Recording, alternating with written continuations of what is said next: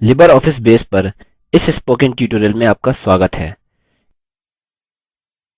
इस ट्यूटोरियल में हम सीखेंगे कि कैसे क्वेरी विजार्ड का इस्तेमाल करके सरल क्वेरीज बनाएँ, फील्ड्स चुनें, फील्ड्स का वर्गीकरण क्रम निर्धारित करें और एक क्वेरी के लिए खोज मापदंड या नियम प्रदान करें। चलिए सबसे पहले सीखते हैं कि क्वेरी क्या होती है। क्वेरी डेटाबेस से विशिष्ट सूचना पाने के लिए इस्तेमाल कर सकते हैं। दूसरे शब्दों में हम डेटाबेस से कुछ डेटा के लिए क्वेरी कर सकते हैं जो एक दिए हुए मापदंड से मेल खाता है। उदाहरणस्वरूप अपना परिचित उदाहरण लाइब्रेरी डेटाबेस लेते हैं।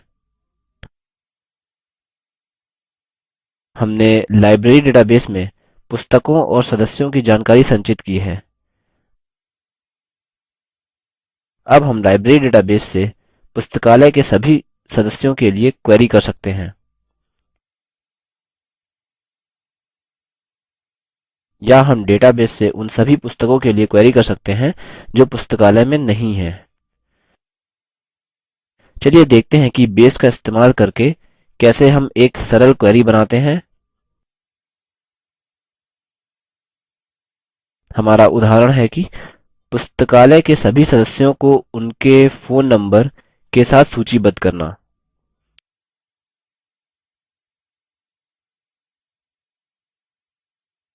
हम लाइब्रेरी डेटाबेस में हैं। आपको संभवतः अब तक पता होगा कि इसे कैसे खोलें। चलिए बाएं पैनल पर क्वेरीज आइकन पर क्लिक करते हैं। दाएं पैनल पर हम तीन विकल्प देख सकते हैं। चूंकि हम पहले सरल क्वेरी बना रहे हैं, हम एक सरल और तेज तरीका चुनेंगे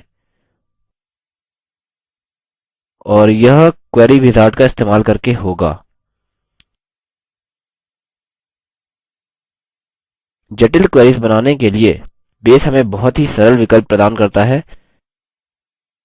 जैसे कि create query in design view और create query in SQL view, जिसके बारे में हम आगे जानेंगे। अभी के लिए use wizard to create query पर क्लिक करते हैं। अब एक पॉपअप विंडो देखते हैं जिसके ऊपर क्वेरी विजार्ड लिखा है। बाईं तरफ हम 8 स्टेप्स देखते हैं जिनको हम देखेंगे। हम स्टेप 1 में हैं, फील्ड सिलेक्शन। दाईं तरफ हम लेबल टेबल्स के नीचे एक ड्रॉप डाउन बॉक्स देखेंगे।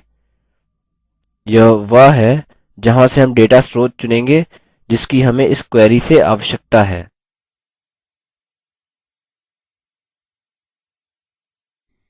चूँकि हमारी उदाहरण क्वेरी पुस्तकालय के सभी सदस्यों को सूचीबद्ध करने के लिए है, हम ड्रॉप डाउन बॉक्स में से टेबल्स मेंबर्स पर क्लिक करेंगे। अब चलिए बाईं तरफ अवेलेबल फील्ड्स सूची में नेम फील्ड पर क्लिक करते हैं और इसे दाईं तरफ सूची बॉक्स में स्थानांतरित करते हैं।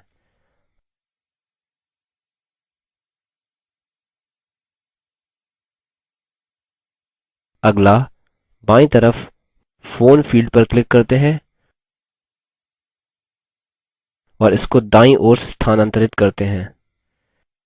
ध्यान दीजिए कि सभी फील्ड्स को दाईं तरफ स्थानांतरित करने के लिए हम डबल एरो बटन का इस्तेमाल कर सकते हैं जो कि दाईं तरफ निर्देश कर रहा है।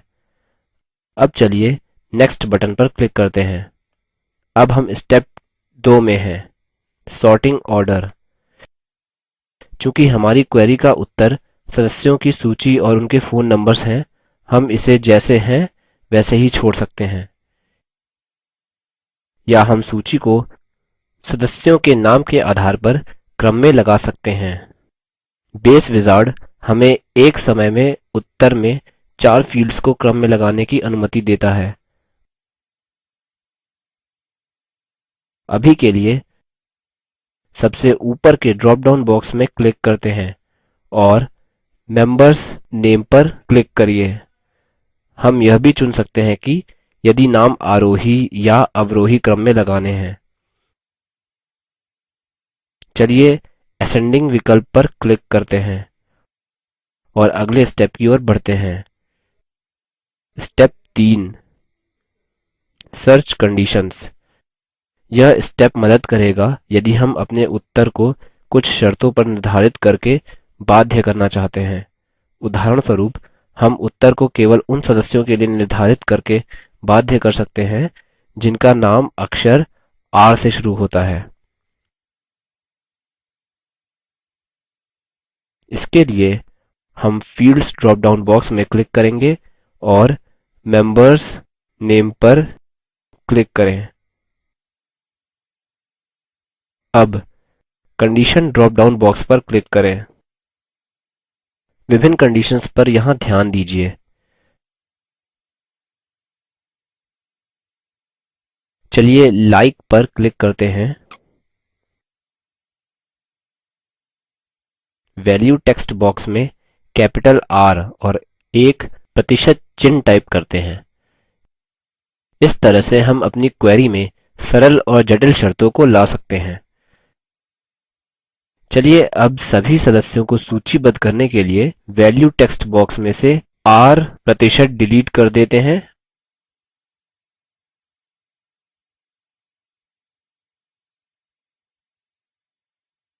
और नेक्स्ट बटन पर क्लिक करते हैं। ध्यान दीजिए कि हम सीधे स्टेप 7 पर गए हैं। ऐसा इसलिए क्योंकि हम केवल एक टेबल में एक सरल क्वेरी बना रहे हैं और हमारी क्वेरी जानकारी देगी, न कि सार। समरी क्वेरीज सभी फंक्शन्स से और समूहीकरण करके डेटा देती है। कुछ उदाहरण हैं सभी सदस्यों की संख्या या सभी पुस्तकों के दाम का जोड़। हम इनके बारे में आगे सीखेंगे। ठीक है, अब यहाँ एलियासेस निर्धारित करते हैं।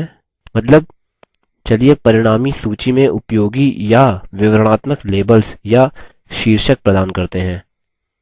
अतः नेम फील्ड के पास एलियस मेंबर नेम हो सकता है और फोन फील्ड के पास एलियस फोन नंबर हो सकता है।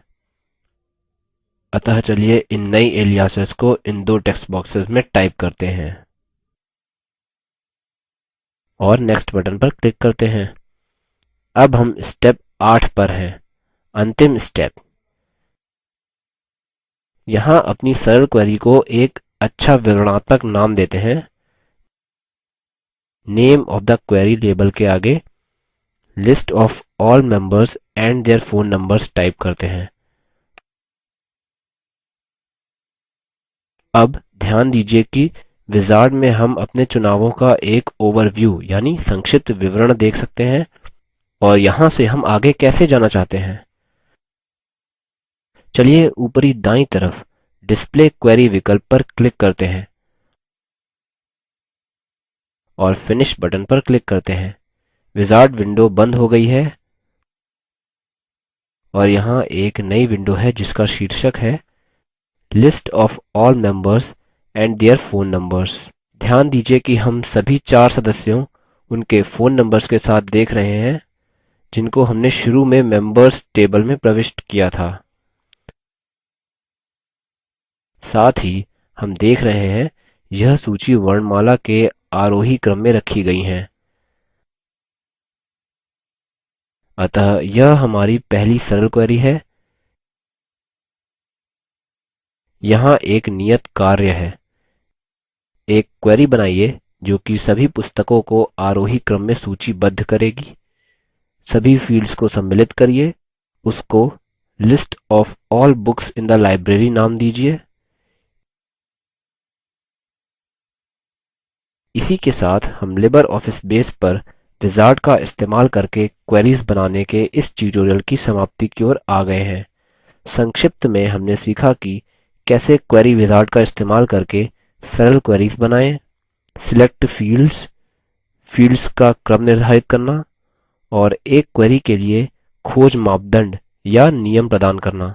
Spoken tutorial project talk to a teacher project का हिस्सा है। यह भारत सरकार के MHRD के ICT के माध्यम से राष्ट्रीय साक्षरता मिशन द्वारा समर्थित है।